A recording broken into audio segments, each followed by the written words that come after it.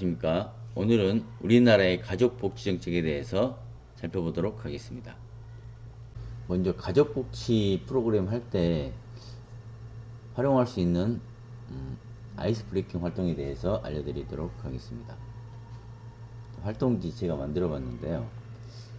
이름에 대해서 이야기 나누는 것입니다. 내 이름은 누구누구인데 이 이름을 짓게 된 배경, 누가 지어주셨고 이 이름의 의미에 대해서 살펴보는 것은 가족 프로그램 할 때 상당히 좋은 아이스 브레이킹 활동으로 생각됩니다. 방송에 따르면 우리나라가 세계 최초의 인구 소멸 국가라고 합니다. 콜먼 교수가 발표한 내용인데요.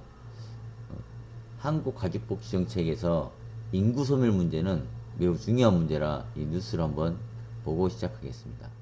우리나라가 인구 소멸 1호 국가가 될 거란 예상을 내놨던 옥스퍼드대 콜먼 교수가 우리나라의 저출산 상황이 더 악화하고 있다고 지적했습니다. 콜먼 교수는 해법도 함께 제시했는데요. 세계적인 인구학자가 제시한 해법은 뭔지 신윤정 기자가 자세히 전해드립니다. 대한민국의 저출산 문제가 지속한다면 지구상에서 사라지는 첫 국가가 될 것이다.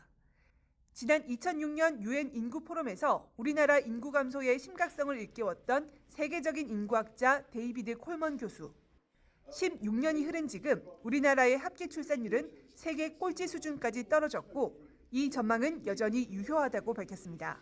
Korean population will get smaller and smaller and eventually disappear. In the short run, much more important, it is the effect of a population age structure, which will become very aged quite quickly. 일본과 타이완 등 가파른 경제 성장을 이룬 동아시아 국가들도 저출산 문제가 심각한데 비슷한 문화가 원인이라고 지적합니다. 가부장적 가족 문화로 여성에게 일과 가사, 육아가 집중되고 긴 근무 시간 속에서 자녀의 교육까지 여성 몫이 되면서 결혼과 출산을 꺼린다는 겁니다. With familism to do with male priority, to do with the difficulties that women have in combining having children and having a job. Until those issues are solved, then the birth rate will remain low. 콜먼 교수는 이에 따라 저출산 문제 해법을 양성 평등에 초점을 맞춘 문화적인 변화를 통해 찾을 수 있을 거라고 조언합니다. Very many of the obstacles which stand in the way are fundamentally at base cultural rather than economic. Persistence of what I might call traditional, perhaps obsolete attitudes to the role of women, the status of women. 또 높은 출산율의 선진국을 보면 출산의 30% 이상이 비혼 출산이라며 비혼 출산을 포함한 다양한 가족 지원 정책이 필수라고 강조합니다. 콜먼 교수는 저출산 해결에는 기업들의 역할도 중요하다며 근로시간 단축과 유연한 근무 환경, 정시 퇴근 문화 조성에 나서야 한다고 덧붙였습니다. YTN 신윤정입니다. 방금 영상을 보셨다시피 요즘 한국 가족 정책의 자녀적인 성격과 최근의 보편주의적 변화 과정을 보여주는 영상이라고 할 수 있겠습니다. 다양한 형태의 가족에 대한 아직 우리나라는 열린 마음이 없다는 거죠. 비혼 동거, 결혼하지 않고 산다든지 한부모 가족, 혼자서 키운다든지 하는 다양한 가족을 충분히 포괄적으로 이해하지 못하는 현실적인 문제를 다룹니다. 이는 가족 복지 정책이 단순히 경제적인 지원을 넘어서 사회적인 가치와 인식을 어떻게 반영해야 되는지에 대한 논의를 촉진시킬 수 있겠습니다. 우리 교재에 나와 있는 가족 복지 정책의 유형에 대해서 살펴보도록 하겠습니다. 가족 복지 정책은 각자 다양한 유형을 갖게 되는데 대표적인 것이 바로 캐머만과 칸의 유형화입니다. 이 가장 널리 되는 모델 중에 하나인데 그 의도가 뭐냐에 따라서 명시하고 있습니다. 명시적 가족복지 정책. 정책 목표가 가족이나 구성원의 복지 증진을 명확하게 밝히는 정책입니다. 즉 아동수당, 육아휴직제도 이런 것이죠. 묵시적인 가족복지 정책. 정책 목표가 가족이 아닐 수 있으나 결과적으로 가족에게 영향을 미치는 그런 정책입니다. 세금, 주택, 고용 관련 정책. 이처럼 가족에게 영향을 미치는 정책을 묵시적인 가족복 정책 이렇게 말할 수 있겠습니다. 두 번째는 고티에의 유형화 모델입니다. 고티에 교재에는 고티어라고 나와 있는데 고티어의 유형화는 출산율과 젠더 관계를 고려한 가족 정책이 이 정책에 미치는 영향을 중심으로 분류하게 됩니다. 구체적으로는 가족 친화적 출산 장려주의 모델, 출산율 증가를 주된 목표로 하며 가족 내 어머니 역할을 지원하는 정책이 강조됩니다. 특히나 프랑스가 이게 개발되어 있는데 프랑스는 이런 것 때문에 상당히 출산율이 1위에 가까울 정도로 세계 1위죠. 1위에 가까울 정도로 출산율 증가 정책이 잘 되어 있습니다. 두 번째는 전통주의적 모델입니다. 전통적인 성 역할 분담, 이 남자들이 생계를 부양한다 이런 모델을 지지하고 가족에 대한 국가 개입이 최소화, 또 가족들끼리 책임을 져야 된다 이런 것입니다. 독일과 일본이죠. 세 번째는 성평등주의적 모델입니다. 남녀 평등한 시장 참여와 가족 내 돌봄 책임의 분담을 목표로 하고 공적 돌봄 서비스와 유연한 노동 환경을 강조합니다.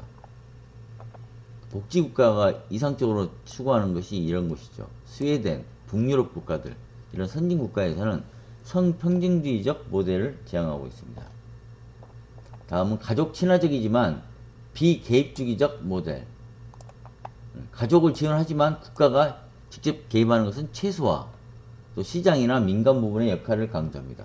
미국과 영국을 예로 들 수 있겠습니다.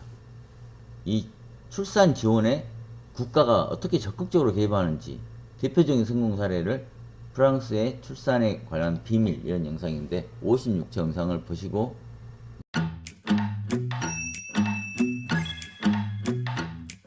Parce que faire des enfants, c'est avoir confiance à l'avenir. Voilà.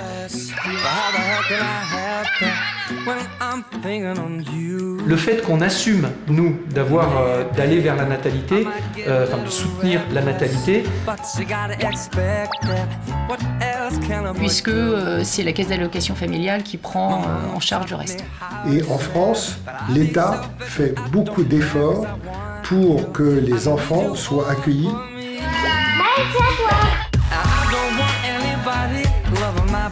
제가 한국에 살았다면 이렇게 많이 낳지 않았을 가능성이 크죠, 사실. Et d'ailleurs, peut-être que c'est pas fini. On va voir.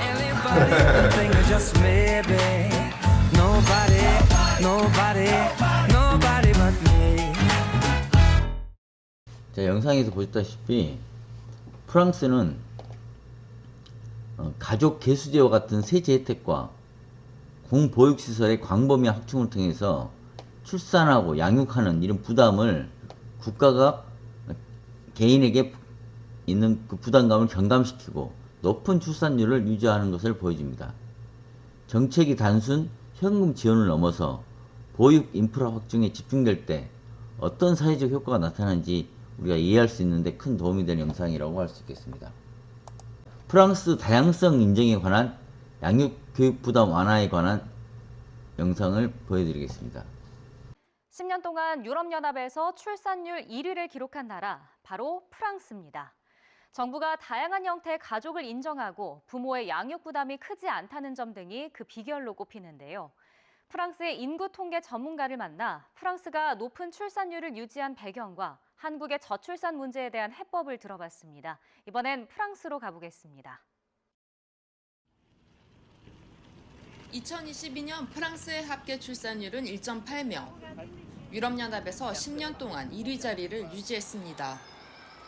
프랑스 국립인구통계연구소 로망톨몽 수석연구원은 프랑스의 포괄적인 가족 지원 정책이 높은 출산율을 유지하는 비결 중 하나라고 강조합니다. 프랑스에선 결혼한 부부는 물론 결혼하지 않는 커플과 동성 커플의 자녀까지 법적으로 동등한 권리를 인정받고 정부 지원을 받을 수 있습니다. 전통적인 가족 형태에 구애받지 않는 자유로운 분위기 속에서 프랑스의 비혼 출산율은 63%에 이릅니다. La politique familiale en France est très inclusive. L'idée, c'est que l'État aide toutes les familles et va apporter un soutien Et c'est un élément, je crois, assez important qui permet d'avoir un haut niveau de fécondité. Nous, donc on est 2 femmes et on a eu ce petit garçon en fait. Donc on l'a eu il y a 7 ans maintenant, donc la CAF un petit peu et après une place en crèche. 교육비를 포함해 자녀 양육에 대한 경제적 부담이 크지 않다는 점도 한국과는 확연히 다른 부분입니다.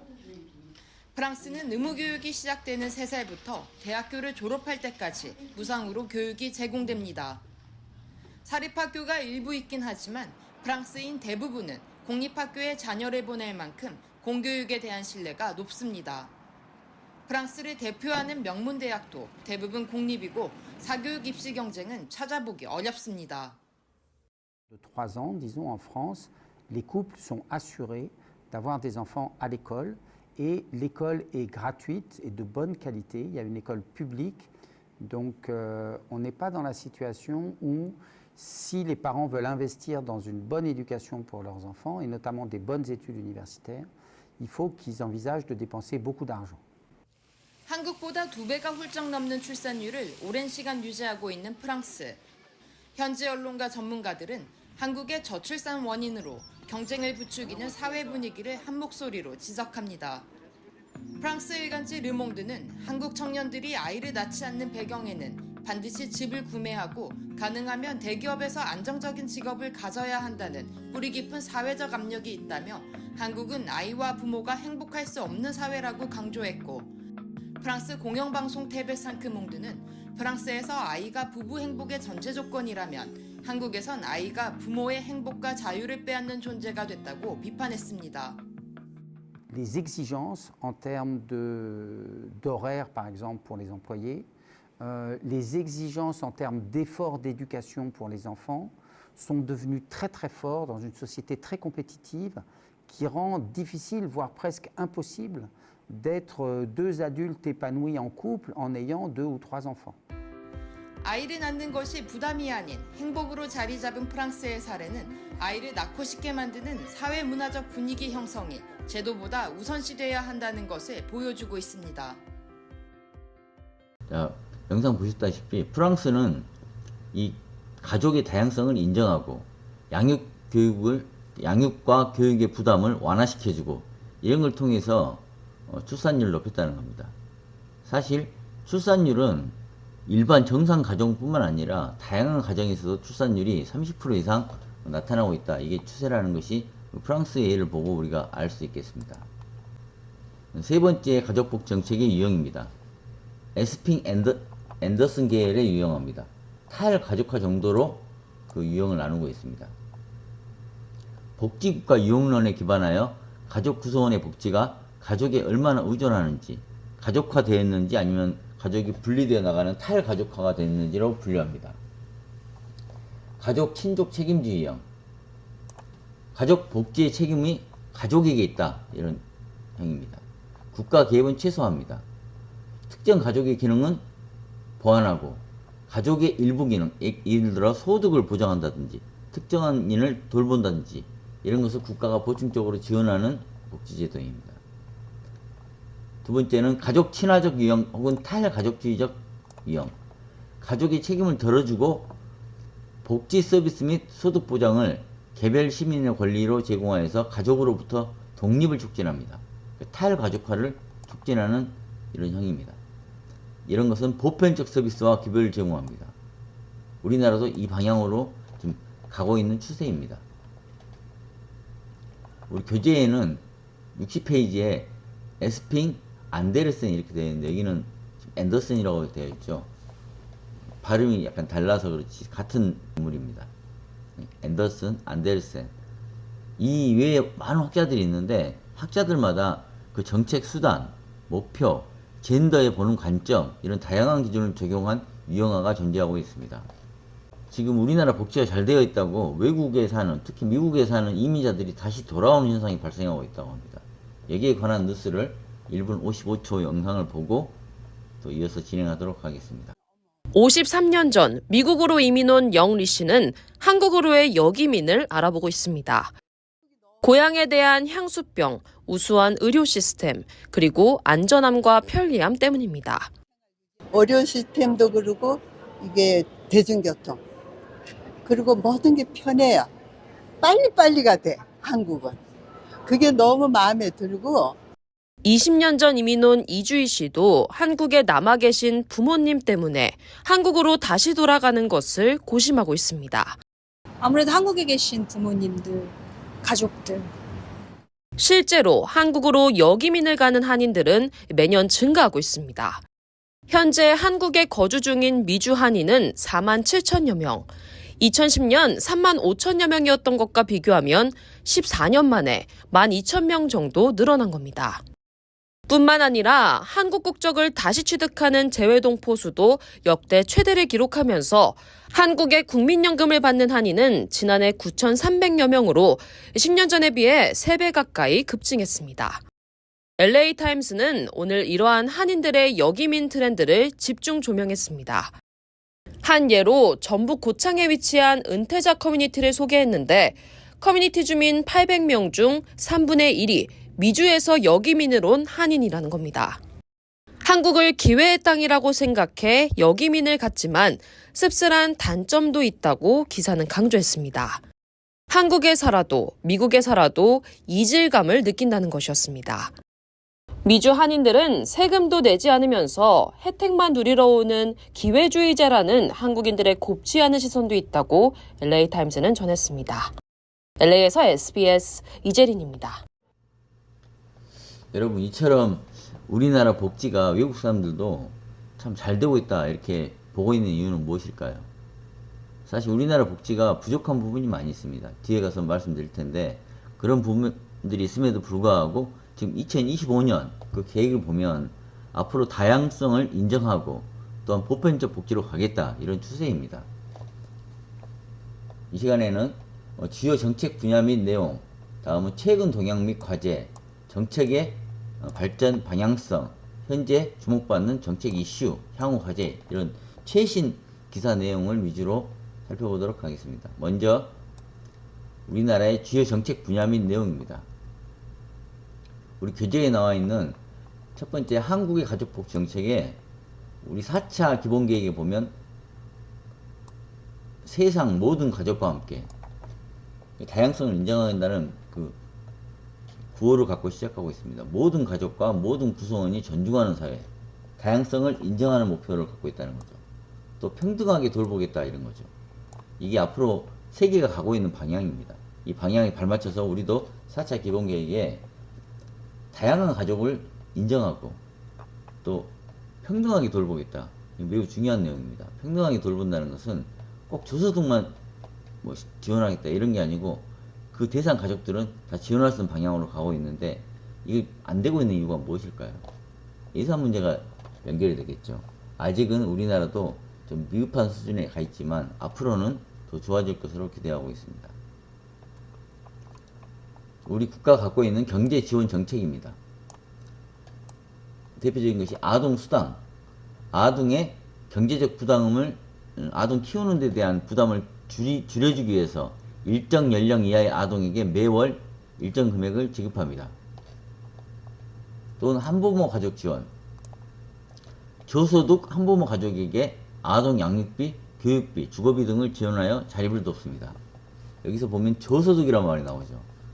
외국 사례는 한부모 가족들은 다 지원해 주는데 우리나라는 한부모도 어느 정도 소득이 되고 있으면 지원하지 않는다는 특징이 있습니다. 이것도 앞으로 우리나라가 개선해야 될 방향이라고 보여집니다. 좀 더 구체적으로 경제 지원 정책을 살펴보면 2025년도 올해 아동수당 지급액은 월 10만원입니다. 다만 지급 대상 연령의 변화가 있습니다. 기존 8세 미만 아동에서 9세 미만 아동으로 확대됩니다. 또한 비수도권 및 인구 감소 지역, 이런 지역의 아동에게는 월 5,000원에서 3만원까지 추가로 지급될 수가 있습니다. 또한 아동수당과 별도로 영유아를 대상으로 하는 부모급여도 지급됩니다. 2025년에는 11개월까지 아동에게 월 100만원, 23개월 아동에게까지는 월 50만원이 지급될 예정입니다. 이런 아동수당과 부모 급여는 중복으로 10만 원씩, 그 다음에 월 100만 원 또는 월 50만 원씩 중복 수령이 가능하다는 장점이 있습니다. 이 관련한 그 여성가족부의 쇼폼을 제가 찾아왔습니다.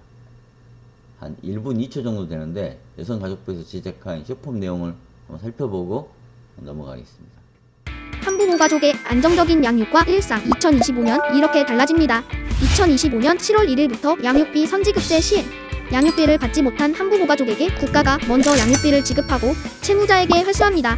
기준 중위소득 150% 이하 한부모 가족의 자녀 1인당 월 20만 원 18세까지 지원하고 양육비 선지급 신청, 결정, 지급, 회수가 원활히 이루어지도록 세부 기준 마련 및 시스템 구축 등을 추진하겠습니다. 아동 양육비는 늘리고 공공요금 할인 등의 지원 대상 선정 기준은 낮췄습니다. 아동 양육비 한부모 가족은 월 23만 원, 청소년한 부모는 월 37만 원 지급합니다. 지원 대상자는 차량 가액 1,000만 원 미만으로 선정되며 학용통비는 초중고등학생에게 지원합니다. 주거가 필요한 한부모 가족을 위해 임대주택을 늘리고 보증금 지원도 높이겠습니다. 25년에는 주택 326호를 공급하고 보증금은 최대 1,100만 원까지 지원합니다. 2025년 한부모 가족을 위한 촘촘한 안전망, 여성가족부가 만들어갑니다. 제가 그 공문 내용을 한번 가져와 봤는데 전라남도에서는 9월 23일자 공문입니다. 전라남도에서는 개정 조례안 입법 예고를 하고 의견을 받는다고 공문이 왔습니다. 이건 뭐냐면 학생들에게 교육수당을 지급하겠다는 겁니다. 초등학교 재학생에서 중, 고, 특수학교, 각종 학교 재학생으로 확대하는 학생교육수당을 지급하겠다. 이것이 지금 입법이 올라가 있는 상태입니다. 주요 내용으로는 학생교육수당 지급 대상을 초등학생에서 중학교, 고등학교, 특수학교, 각종 학교 재학생으로 변경하여서 지급하겠다. 다니고 있는 학생만 지급하겠다 이런 거죠. 자퇴나 퇴학, 휴학 사유로 중단한 경우는 지급하지 않는다. 보시면 학생교육수당은 예산의 범위 내에서 1인당 월 10만 원 이내, 월 10만 원씩 주겠다는 이야기입니다. 이것이 지금 며칠 전에 저에게 도착한 공문입니다. 우리나라가 갖고 있는 정책에서 또 일가정 양립 지원 정책이 있는데 이것은 세계적인 추세입니다. 일과 가정을 양립하는 것을 지원하겠다. 즉 맞벌이 부부를 지원하겠다는 게 세계적인 지금 지원 추세고 선진국일수록 이게 잘 되어 있습니다. 구체적인 내용으로는 육아휴직 및 육아기 근로시간을 단축하는 제도, 남녀 모두 육아휴직 사용 가능, 육아기의 근로시간 단축이 가능. 이렇게 제도는 되어 있는데 실제로 남자들이 육아휴직 사용하는 경우는 아직 신청하는 경우는 드뭅니다. 그러니 아직 사회적인 인식이 부족하다고 볼 수 있겠습니다. 배우자 출산휴가, 남자가 배우자 출산 시 유급휴가를 사용하는 것이 가능하다. 이것도 마찬가지로 이렇게 되어 있는데 실제로 사용하시는 분들이 많지 않습니다. 왜냐하면 직장 내에서 내가 해야 될 일이기 때문에 눈치가 보여서 못한다는 거죠. 이것이 사회적 인식의 개선이 필요하다는 것을 이야기하고 있습니다. 이 보육 서비스는 국공립 어린이집을 확충하고 보육료를 지원하는 것은 양질의 보육 서비스를 제공하여서 맞벌이 가정의 양육 부담을 줄이겠다는 겁니다. 노인 장기 요양보험은 고령화 사회에 대비하여서 거동이 불편한 노인에게 신체 활동 및 가사 활동 등을 지원하는 서비스를 제공하게 됩니다. 다음은 다양한 가족 지원 정책입니다. 다문화 가족 지원 정책은 한국어 교육, 취업 지원, 가족 상담, 다문화 센터를 통해서 한국어 교육과 가족 상담, 또 취업 지원 이런 사회 적응을 돕는 활동을 포함합니다. 또 공동 육아 나눔터, 이것은 이웃 간의 육아 품앗이를 할 수 있는 공간을 제공해서 지역 사회기관의 돌봄 기능을 강화합니다. 공동 육아 나눔터라고 많이 들어보셨나요? 좀 생소한 단어라서 한 아이를 키우려면 온 마을이 필요하다 이런 말이 있죠. 25초 우리 홍보 영상을 한번 보고 마무리하도록 하겠습니다. 이번 시간은 지호야 나 누구게 정식이 삼촌이야 지호야, 여기가 어디야? 공공장사 놀이터. 잘했다. 내가 놀이 할래. 여성가족